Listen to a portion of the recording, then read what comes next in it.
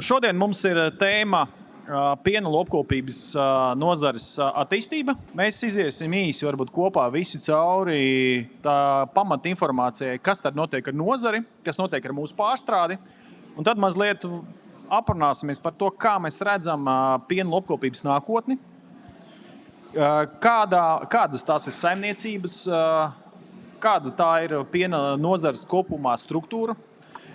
Un tad varbūt šis nelielais seminārs palīdzēs arī veidot šo piena lopkopības kopējo stratēģiju, pie kā mēs šobrīd arī strādājam. Gan ražotāji, gan atsevišķi arī pārstrādātāji, un kad tiks saliks kopā.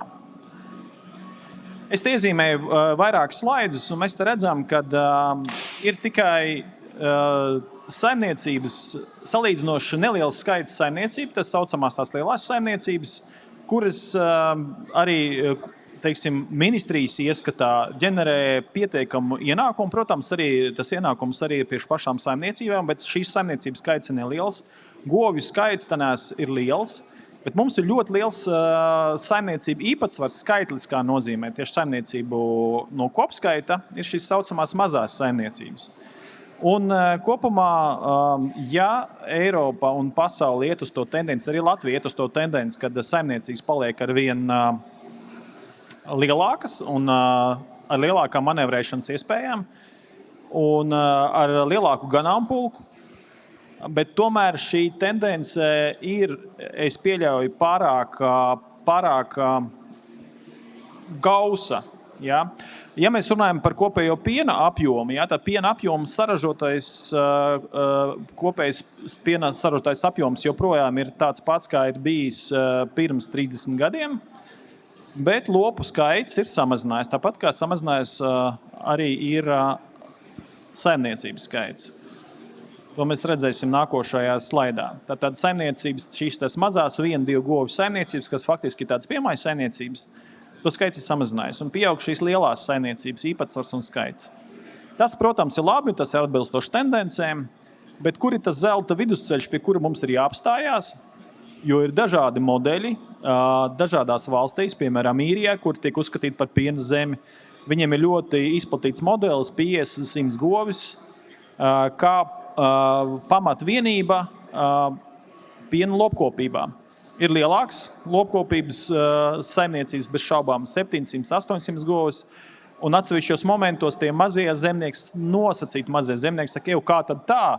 Viņam ir 700 govis, un tās ir grūti pārvaldīt, un zemes gabali nav pieejami, un tad ir liels attālums starp dažādiem zemes gabaliem, un varbūt optimālāk ir mazas saimniecības savā zemes gabalā.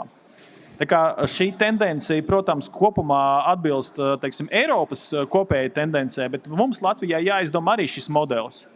Tieši kādai jābūt šī saimniecība, kas ir pamatvienība, kas dos to ražu, kāda būs arī produktu struktūra. Es domāju, paša svaigpiena struktūra. Tātad, jā, nākamais arī slaids arī ilustrē šo situāciju saimniecības skaitu, kurš sarūk, un izlaukums, video izlaucamo govju skaits un arī pats izlaukums mums palielinās vidēji, kas ir arī labi. Bet vienlaikus to, ko tad, kad mēs runājam par izlaukumu apjomu, ir tā, ka mēs varam izlaucīt nosacīti pienu bez augstas sausnes satura. Un arī sausnes saturam ir jautājumi, ja? Kādam jābūt? Tur vairāk jābūt proteīnam, tur jābūt vairāk taukiem, varbūt jābūt balansētam. Un kam mēs to ražojam? Tas būs jautājums, protams, mūsu pārstrādē. Ko viņiem vajag, ko viņi var pārstrādāt un kādu produktu viņi var marketingot. Jo tas skaidrs, ka mēs ilgtermiņā nevaram sagaidīt to, ka, ja, piemēram, mēs ražosim tikai nosacīt proteīnu pienu, kas varbūt nederēs sieram, vai siers būs cita garšas kvalitāte, vai to viņi spējas pārdot. Vietējā tirgu, kāpēc kotējās straupe, agrāk Jānis Zadiņš, Dundagas piens. Kāpēc kotējis baltu piens? Tāpēc, ka tieši tās īpašās garšas, ko satur un patērētājs novērtē. Kad tas nav industriālais piens, tas ir piens no salīdzinoši mazām saimniecībām, kuram kvalitāte un varbūt tā garša vai piegarša, saucam, kā mēs to gribam, ir atšķirīga. Un tas dod to unikālo vērtību. Īsi ieskats pārstrādē. Tātad pārstrādē, protams, savus apjomus eksportā ir palielinājusi, un tas ir labi, un tas ir kā loģiski, bet mums ir viena liela bēda, ka ražotājs, kas nodarbojas ar piena saražošanu, joprojām ir salīdzinoši tādā situācijā, ka viņš saņem mazāk nekā Eiropā vidējā. Mums gribētos, lai piena ražotājs saņem vairāk pie šīs situācijas, arī vairāk tad var investēt un vairāk var attīstīt savu saimniecību. Un te mēs salīdzinām to, kas notiek kaimiņu valstīs, un šie dati parāda to, ka Lietuvas uzņēmumi, Igaunijas uzņēmumi ir lielāka kapacitāte, viņi vairāk pārstrādā, uz vienu iedzīvotāju viņi izdara vairāk. Un mēs arī starp tikai Baltijas valstīm neesam nemazam topā. Tātad mēs varētu rīkoties noteikti labāk. Un ir kaut kur problēma, un iespējams tā problēma, protams, var ir ražotāja pusē, kā norāda pārstrāde, vai kā norāda ražotāja, ka tā ir tomēr pārstrādes pusē. Un dati rāda, ka mums pārstrāde ir vājāk nekā mēs to gribētu. Un te ir beidzamais slaids no manas puses. Es salīdzināju vienu saimniecību, kurā ir 100 govis, tā ir Tūjas mūža. Finanšu dati, apgrozījums ir 1 miljons. Viņi nodarbojas ne tikai ar piena saimniecību, bet arī, protams, viņiem ir graudi, arī kukurūza, ko izmanto savā saimniecībā. Blakus ir kooperatīvs neliels Kalmuiža. Kāpēc tieši Kalmuiža? Kalmuiža galvenais piegādātājs izēvielu baltu pienam. Jūs redziet, apgrozījums ir līdzīgs kā vienai saimniecībai. Produktu baltu piens ražo tādu, kad pieprasījums ir lielāks nekā piedāvājums. Tātad tiek novērtēts šīs īpašās vērtības, par ko es iepriekš minēju, tas garša īpašā produktu, ko ražo gan baltu piens, gan kādreiz dundaga un arī straupe, ir ar īsu realizācijas termiņu, tāpēc, ka ir ļoti liela augsta bioloģiskā komponenta salīdzinot ar industriālo pienu. Un ko vajadzētu novērtēt, kas ir Latvijas spēcīgākā puse. Blakus slaidēs novietoju par to, cik spēcīgi attīstīt mūsu kooperāciju. Mūsu kooperācija, protams, graudos ir visstiprākā, bet otrā stiprākā nozara kooperācija mums ir piena nozara. Un kā mēs redzam, Skandināvu, Francijā un Austrijā un arī Īrijā, kur ir izteikta piena zemes, šīs kooperācijas īpatsvars ir vēl lielāks. Tātad es netieši kā Latvijas lauksaimniecību kooperatīvas asociācijas vadītājs norādu to, ka, protams, kooperācija būtu viens no risinājumiem. Jā, tad tas ir no manas puses viss, un tad varbūt mēs varam padiskutēt, balstoties uz šo tādu iesildīšanos par to, kāda izskatīsies lauki pēc 5-10 gadiem. Varbūt lauki tieši piena nozarē, vai mēs ražosim vairāk pienu, un kāda būs vadošā nozare. Varbūt sāksim, Daiga, no tevis. Kāda būs vadošā nozare un kā izskatīsies Latvijas lauki un piena nozara pēc 5-10 gadiem? Vai kā tu gribētu, lai izskatās? Man ir grūti pateikt, kāda viņa izskatīsies pēc 10-15 gadiem, bet katrā ziņā jebkura lauksaimniecības nozara Latvijā ir vajadzīga. Un tas, kas attiecās uz pienu, es domāju, ka ņemot vērā, ka govju skaits katru gadu samazinās, es domāju, ka būtu labi, ja viņš nesamazinātos, jo mums ir vidēji uz 1 hektāru mums ir maz lopu. Un skatoties pēc datiem, ir tā, ka lopu skaits ir samazinājies, bet izslaukums katru gadu palielinās, kas nozīmē, ka mēs piena lopkopībā mēs mākam strādāt, mēs varam strādāt, un mēs arī mākam strādāt. Un, būtu šī tendence piena lopu skaita, kad viņš tomēr nesamazinātos. Un iespējams, ka pakāpeniski, ja pieaug pārstrādes apjomu un mums ir piena, kur likt, tad runāt arī. Jā, es palīdzēšu. Tad, ja tu saki, ka piena lopu skaits nesamazinās un izslaukums palielinās, tad piegādātājs svaigpiens pieaugtu. Jā, pakāpeniski pieaug noteikti, jā. Bet arī pārstrāde jau skatoties. Mums jau uz pārstrādi ir jāskatās ne tikai Latvijas līmenī, bet patiesībā Baltijas līmenī mums ir jāskatās. Jo arī mēs, kooperatīvs, mēs 70% no piena vedam pāri robežai, eksportējam. Un, mums arī ir svarīgi, protams, piena ražošanas attīstība, pārstrāde, pareizāk sakot, Latvijā. Un mums arī ir jāskatās, kas notiek Lietuvā un Igaunijā.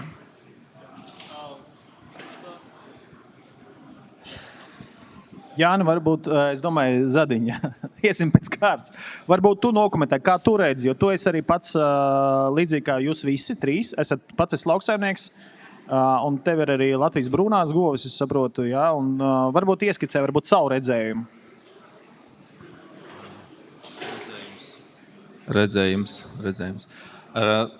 Principā tas redzējums vairāk vai mazāk jābalsta droši vien tajā analīzē, kas ir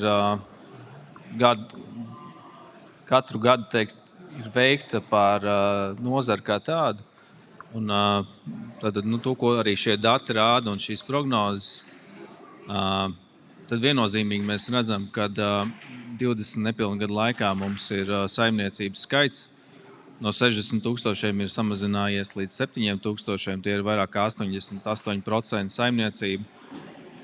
Dažādi izmēri ir izgājuši no šīs nozares, un šī tendence joprojām turpinās. Protams, ne tik dramatiski, kāda viņa ir bijusi. To pašu mēs, lai gan piena tas apjoms, ko uzrāda aptuveni ap to 1 miljonu grozās, un tā prognoze, ka līdz 50 gadam viņa tāda arī tā kā paliktu. Tas, ko mēs redzam, tātad pēc datiem pēdējā 20 gadu laikā ir notikusi tāda nozares konsolidācija. Tā ir notikusi ne tikai pienlopkopībā, tā ir notikusi graudu nozarē, tā ir notikusi mežsaimniecībā. Un mēs redzam, ka notiek šī konsolidācija. Principā ir tāda specializācija notiek, kur cilvēki, kas to, ko viņi vislabāk prot un kas vislabāk sanāk un kur viņiem vislabākās spējas, tajā virzienā arī iet un sevi izkop. Un tie, kas pa ceļam saprot, ka šī nav tomēr to viņu spēju robežu, iet darīt to, ko vai pārkvalificējās tajā, kur viņi spēj sev vislabāk realizēt. Un tā tad notiek tāda nozars pieaugšana profesionalitātē. Tātad visstraujāko kritumu mēs redzam, piedzīvo šīs saimniecību grupu, kur ir no 1 līdz 20 govīm, kuras tātad iet ārā, bet to kompensē nepilnvērtīga govu skaita, bet noteikti ar izslaukumu. Tātad saimniecību grupas, kas jau ir virs 20, tātad tās ir vairāk, tās ir no 100 līdz 300 un vairāk. Tā saimniecību grupa kompensē to un iet profesionāli. Jā. Labi, Jāni, lūdzu, tu pastāsti par savu uzņēmumu arī pieredzi par straupi. Varbūt vairāk ieskicē arī to savu redzējumu, ko es gribētu, lai jūs pasakat mazliet vairāk par to, kādas saimniecības tad pastāvēs, kādas viņas izskatīsies. Tas obligāti būs lielas, dažādas. Ieskicē savu pieredzi arī no pārstrādes puses, lūdzu.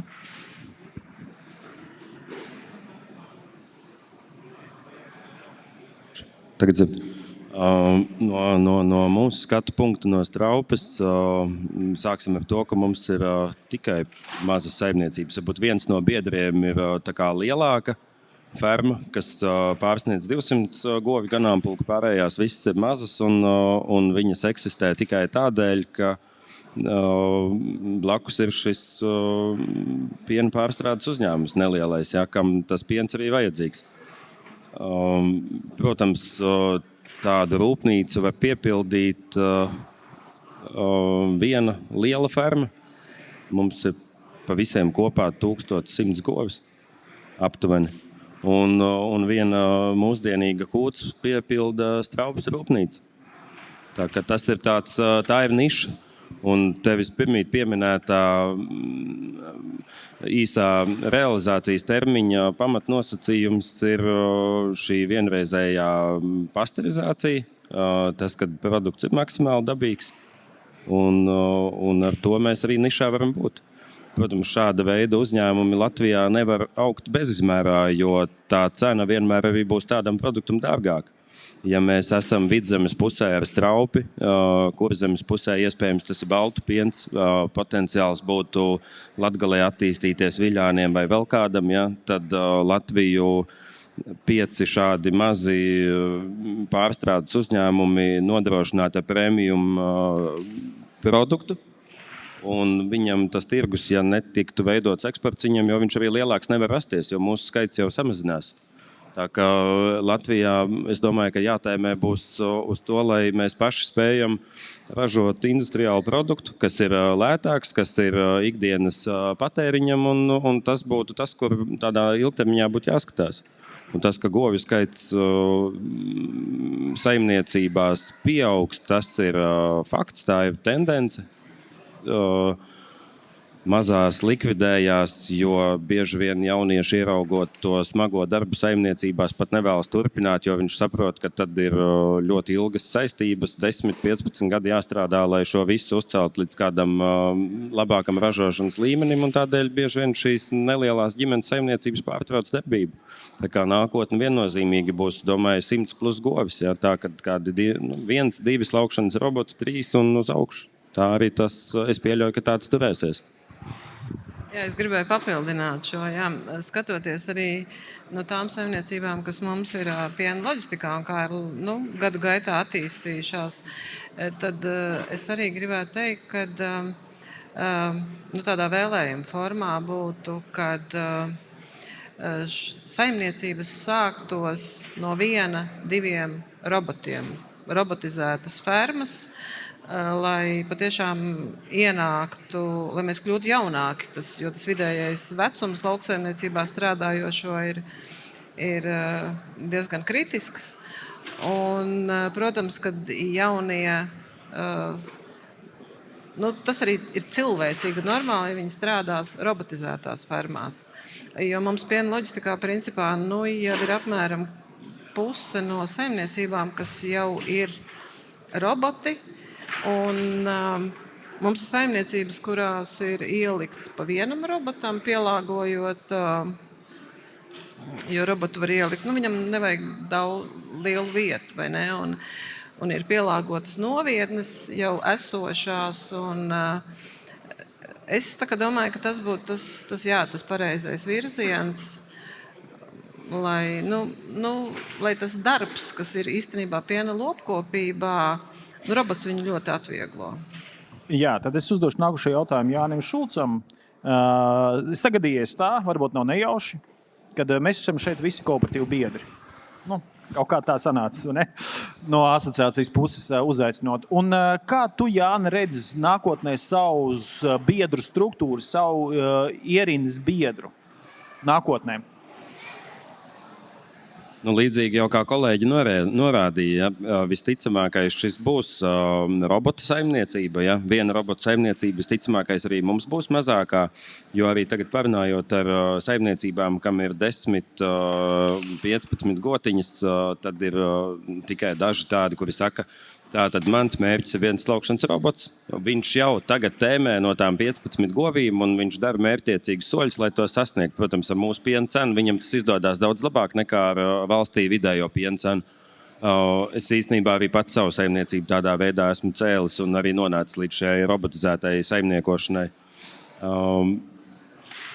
Ja man godīgi jāpasaka, bez tās robotikas, vai es gribētu atrasties šajā nozarē, droši vien, ka nē. Un es domāju, ka tāda arī būs tā nākotne, jā, kad tas mūsu biedrs jau pie tā kaut kā būs. Protams, mēs neatsījāsim nevienu, kurš izvēlēsies saimniekot ar savām 10-15 gotiņām tādā pašā vai kaut vai 5 govīm. Arī šobrīd mums ir 2-3 govju saimnieki, viņi ir mūsu vēsturiskie biedri, mēs savācam pienu, protams, kontrole ir numur 1. Ja? Rādītāji mums mazliet augstāk nepieciešami dēļ savas produkcijas ražošanas, ja? Bet es domāju, ka tā tendence tāpat aizvedīs līdz tam, kad šis solis kādreiz viņš bija 1 govs, 2 govis, ka tu varēji palielināt to saimniecību. Es domāju, ka nākotnes tendence jau šobrīd mani nozares kolēģi skaita 1 robots, 2 roboti, 3 roboti, respektīvi solis ir plus 60 govis, ja? Plus 50 govis varētu atmaksāties vienā, un tad tā arī man šķiet tā matemātika turpmāk vedīs. Jā, Jāni Zadiņ. Es tev pajautāšu, kāds ir sentiments? Tu pats cik pārstāvi Kurzemes pusi, Kurzemes augšdaļu. Bet kāds ir sentiments pret šiem robotiem? Cik elastīga ir mūsu nozare pāriet uz šo soli, iet uz robotiem? Kāda ir tava sajūta?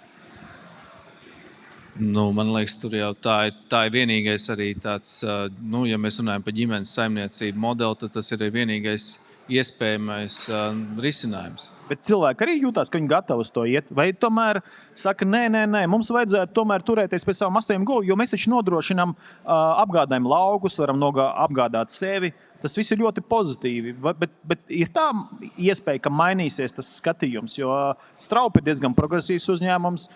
Piena loģistika ir lielākais piena ražotājs. Apvieno visvairāk biedrus un kopējo piena 1/4 daļu no visas Latvijas saražotā piena. Tādi vēsturiski momenti jau ir mūsu civilizācijā bijuši, un cilvēki, tas tehnoloģiskais process ir neapstādināms. Un tad jautājums, vai cilvēki viņu pieņem, vai viņam pretojās. Bet katrs jau izdara to savu izvēli. Mēs lasām no vēstures kaut vai, kad pirmās automašīnas parādījās, un cilvēki bija ļoti skeptiski un ņirgājās par šīm pirmajām automašīnām, jo tomēr zirgs tajā brīdī bija labāks, vai ne? Bet šodien mēs paskatāmies ārā, mēs zirgus vairs neredzam, vai ne? Un tāpatās arī ar šo, protams, ja ir katrs jau cilvēks dzīvo un saimnieks ar savu, saskaņā savu pārliecību un resursiem un apstākļiem. Nevienu jau neko nepiespiedīs, bet, ja mēs runājam par ilgākā termiņā un par nākamām paudzēm, kuras potenciāli varētu nākt, tad tur es neredzu īsti citu risinājumu. Tad iesim nākošo tālāk jautājumu. Uzdošu vēlreiz Jānim Šulcam, jo viņš jau gatavojas uz nākamo semināru steidzamo. Bet atbildes tiem sagaidu diezgan īsu, jo tev ir izcinājums. Jautājums par to, kur mēs liksim savu pienu. Turpināsim svaigpienu eksportēt, attīstīsim savu pārstrādi. Kāds ir tavs skatījums? Kādai jābūt Latvijas piena pārstrādē, ņemot vērā, tu redzēji šos datus jau? Es jau pirmīt ieskicēju to, ka ir tas viens segments, kas varētu būt šie maksimāli dabīgākie produkti un tas premium segments, ja? Taču patērētāju loks, kā jau pirmīt minēju, nav ļoti plašs. Tas, kur Latvijai būtu jātēmē, būtu šie lētāk saražotie produkti, lai tā kā to pienu varētu šeit uz vietas pārstrādāt.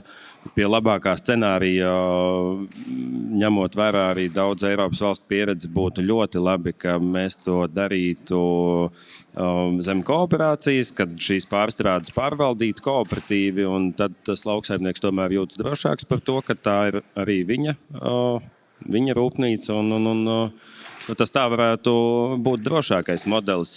Vai tā tas attīstīsies? Grūti to teikt. Mums ir 2 pieredzes, par kurām nelabprāt daudz runā. Tas viens ir Latvijas piens, otrs ir tagad e-pirms Igaunijā. Ja? Tā kā tās pieredzes, diemžēl, rāda sliktu tendenci. Vai mūsējie gribēs riskēt 3. reizi? Jā, labs jautājums. Ja tu skrien, tad tu skrien droši? Es apsēdīšos tavā vietā. Paldies, ka tu vari turpināt. Ja? Lūdzu, Daiga, varbūt pastāst, kā jums ir salīdzinoši liels apjoms. Jūs vienmēr saka, jā, ja kooperatīviem ir liels apjoms, viņiem ir lieli riski, kur to pienu likt grūtajos laikos, tad, kad ir mazāks pieprasījums. Kā tu redzi, ar ko varētu sadarboties, kādai jābūt piena nozare, lai tā attīstītos? Es domāju, no pārstrādes puses. Jā, šis ir tāds sarežģīts jautājums. Mēs arī piena loģistikā par šo esam runājuši un domājuši, un, ja godīgi, uz šo jautājumu atbildes, teikšu, kā ir, īsti nav. Jā, par to ir jādiskutē, jādomā, jo viens ir pienu saražot, otrs ir pārstrādāt un kādā produktā viņu pārstrādāt. Un, vai mēs varam ielikt pārstrādē, skatoties, tāpēc es teicu, ka jāskatās ir Baltijas kontekstā, kā ir attīstījušies mūsu kaimiņi, kā esam attīstījušies mēs Latvijas pārstrāde. Un, tur būtu jāliek droši vien galvas kopā, lai uz šo jautājumu varētu atbildēt. Jo mums piena loģistikā ir pieredze krīzēs. Mēs esam, es teikšu tā, sadalījuši pienu reizinātājos, iegūstot kaut kādu laiku. Mums ir bijusi pieredze vairākas reizes, kad pienu īsti nav kur likt. Mēs esam sadalījuši saldajā krējumā un ir bijis saražots sausais piens, un tad ir tirgot šādā veidā.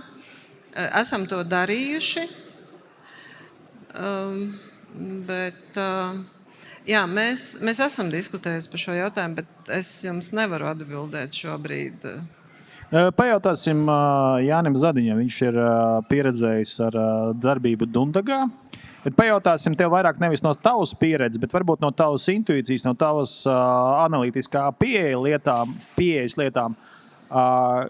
Kādu tu redzētu to optimālo modeli? Vai tiešām vajadzīga sava vai sadarbība? Varbūt sadarbība ar citiem kooperatīviem, ka mums jābūt kopā ar Pienas LT, kas veiksmīgi attīstās. Ja, ja būtu e-pims attīstījies arī veiksmīgi, varbūt mums jābūt tur kā daļā iekšā kādā.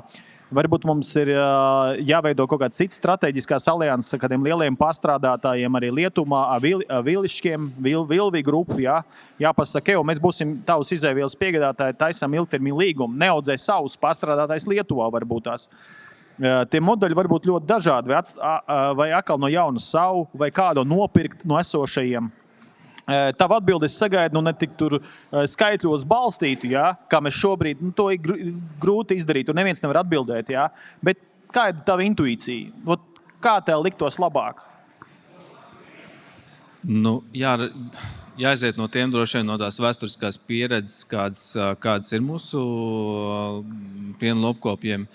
Un līdz šim viņi ir pierādījusies tomēr, ka tie, kas ir centušies šo kooperāciju ar pārstrādi, iet šo ceļu, viņi ir zaudējuši iepratījumu tie, kas nav gājuši šo ceļu. Bet jāatzīst, protams, ka tā ir mūsu tā pieredze, un ja tagad mūsu lauksaimniekiem, teiksim, noliktu šo te iespēju, jo strateģiski skaidrs, ja mēs skatāmies, tad vislabāk jūtās tie piena lopkopji tajās valstīs, kur ir spēcīga kooperācija, un šai kooperācijai ir arī pārstrāde. Mums ir vairāki puni dabūt. Kā es to redzu, tad tas pirmais viennozīmīgais darbs, kas būtu ejams, būtu jāturpina šī kooperācijas konsolidācija. Jāiet šis ceļš, kur un viennozīmīgi neuzstādīt ne īstermiņā, ne vidējā termiņā jautājumu par pārstrādi, jo tas nevis vienos, bet sašķels šo piena lopkopju grupu cilvēku. Tas varētu būt jautājums par pārstrādi ilgtermiņā, bet līdz tam ir pirmām kārtām ir jāiemācās, jānodrošina tas pamats, kas ir vispār kooperācijai, tā ir savstarpēja uzticība savā starpā. Tas paņem laiku, un tad, kad ir šī uzticība, kas ir kā pamats stingrs, kad ir iemācījušies ātri, labi kvalitīvi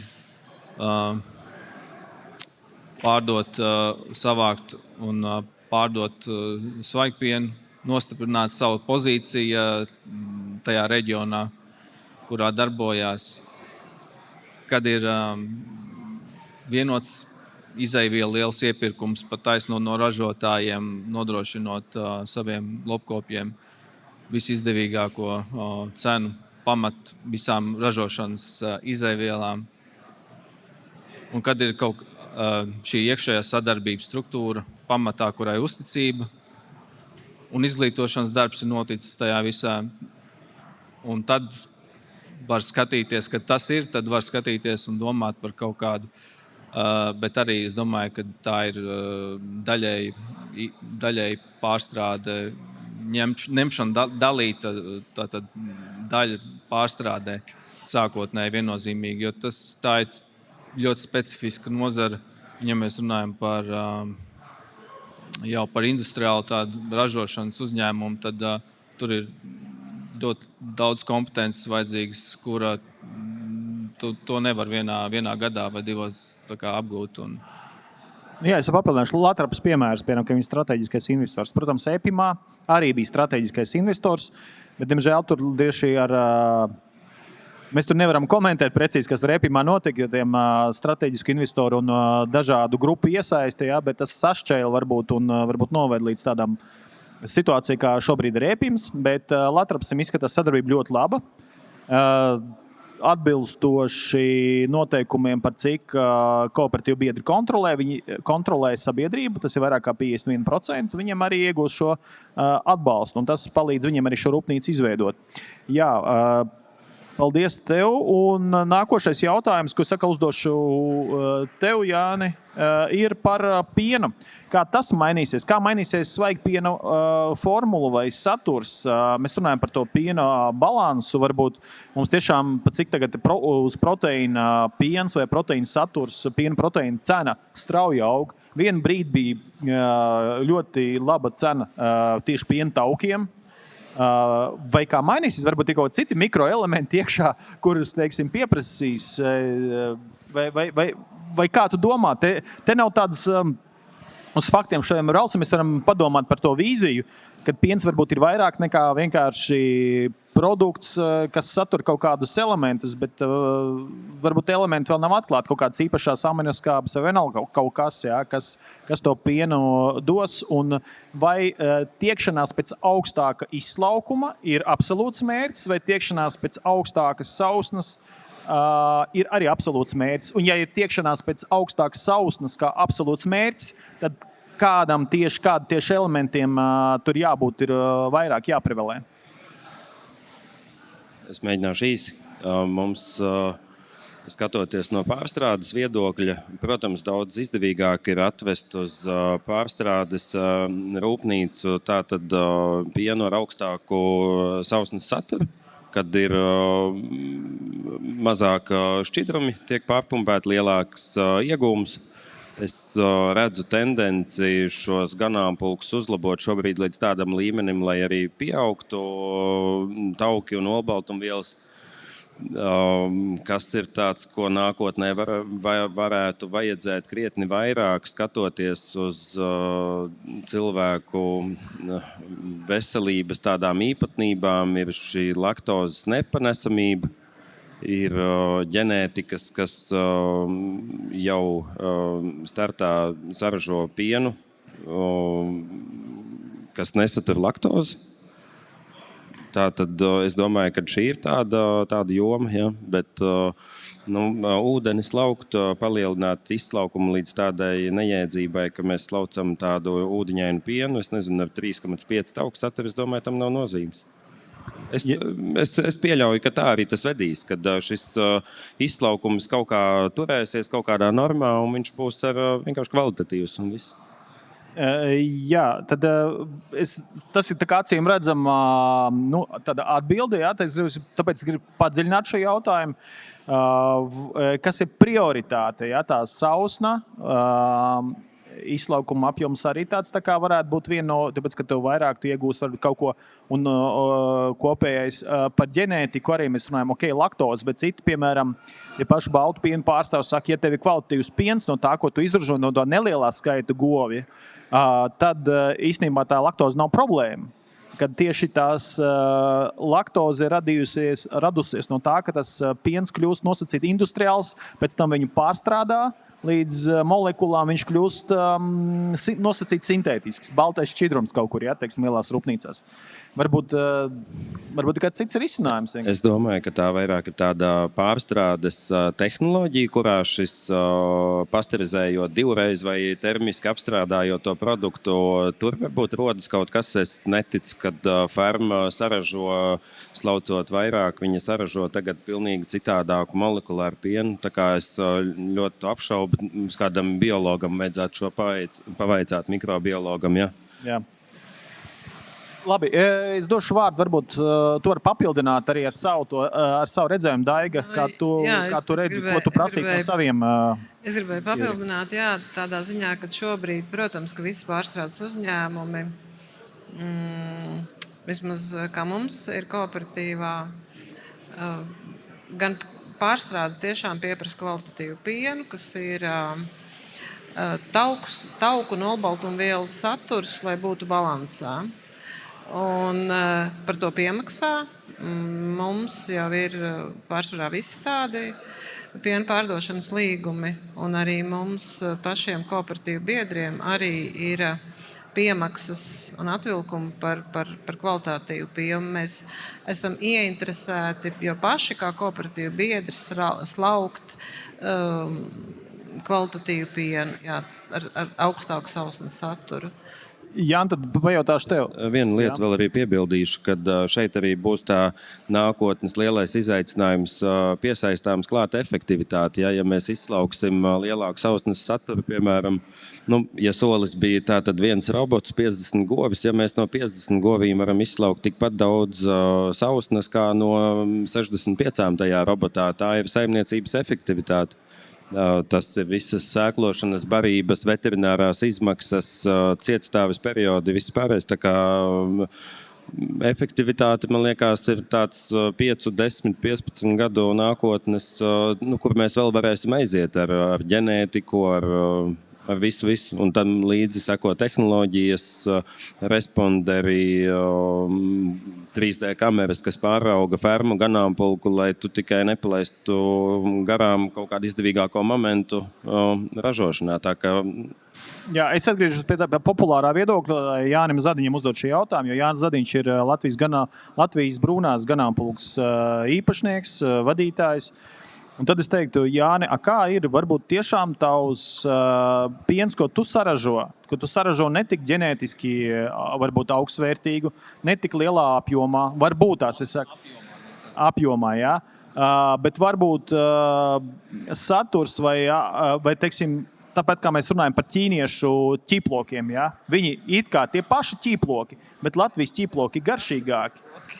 Ja? Un varbūt tieši tas Latvijas brūnās varbūt var saražot kaut ko vairāk, un varbūt tāds, ja mēs varētu pasapņosim, ja mēs teiksim, mums ir Latvijas brūnās īpašās govs. Īpašās govs saražo īpašo pienu, un no tā iegūstam īpaši ekoloģiski produktu, ko mēs varētu teorētiski varbūt pārdot dārgāk. Vai tur ir strupceļš? Tas ir tikai tādas sapņošana par... Tur ir cita funkcija, kāpēc saglabāt savu nacionālo kaut kādu genomu, es domāju, govu veidā. Es domāju, ka jā, kad tam ir vieta. Protams, tā ir ļoti šaura niša. Un šeit, protams, tam iegūtajam pienam, kas ir iegūts, teiksim, no Latvijas brūnās ģenētikas vai slaucamo govu ganāmpulku vai Latvijas zilās. Protams, tur tālāk ir tā nākamais solis ir pievienot vērtību, kas ir pārstrādāt šo produktu. Un tā kā es ceru, ka Jānis atbrauks uz kādreiz Dundagu, nopirks manu pienu, aizdīs pārstrādāt, un viņš varēs pārdot kā Latvijas brūno, tīri ekskluzīvi. Tas ir tas ceļš. Protams, mums tur nesanāks, tur mums pārāk liels attālums. Ja? Bet tā ir tā, ja mēs runājam par ģenētiskiem resursiem, tad tā ir vienīgā tāda pastāvēšana, bet tā ir ārkārtīgi šaura niša. Mēs to nevaram kā nozars tādā lielā tvērumā skatīties. Tā ir tāda identitātes lieta, ko es domāju, ir ļoti svētīgi mums kā Latvijai, kā tautai saglabāt šādas dzīvā mantojuma lietas. Jautājums tikai, kā viņas kādā veidā viņas padarīt, uz ekonomiskiem pamatiem nolikt. Jā. Jāni, tad varbūt tev ir komentārs par šo sadarbības modeli. Man ļoti tāda laba atmiņa ienāca prātā, kad viņš teica, ka šis būs tas īpašais piens, un ka tas nav tāds iespējams modelis, tad viss ir iespējams. Ieej Stokmanā, paskaties, cik maksā dārgākais minerālu ūdens. 120 €, 750 gramu pudelē. Ja? Viss ir iespējams ar tavām brūnajām govīm. Tev tikai jāmāk viņu pasniegt citādāk. Tas humoram. Nē, tas ir humoram, bet es domāju, ka tieši kooperācijas sadarbības iespēja ir laba. Varbūt var tiešām ar zemu somatiku kaut kā nogādāt, un tas ir kaut kāds īpašs produkts, ko var atzīmēt, patriotisks, un varbūt izmantosiet. Daiga, tev ir noslēdzošais komentārs. Mēs esam izgājuši cauri jautājumiem un savu stundu esam paņēmuši, neskatoties uz to, kas mums tur rādās. Ja? Tā kā, varbūt tev ir kādi komentāri tieši par to. Un arī var pakomentēt, kā tu redzi, kā viens no lielākiem piena ražotāju pārstāvjiem no šo situāciju, jā, ar saturu, ar brūnām govīm vai kādu komentāru citu. Ar saturu un jā. Piena kvalitāte noteikti ir un būs aizvien svarīgāka. Tas ir nenoliedzami.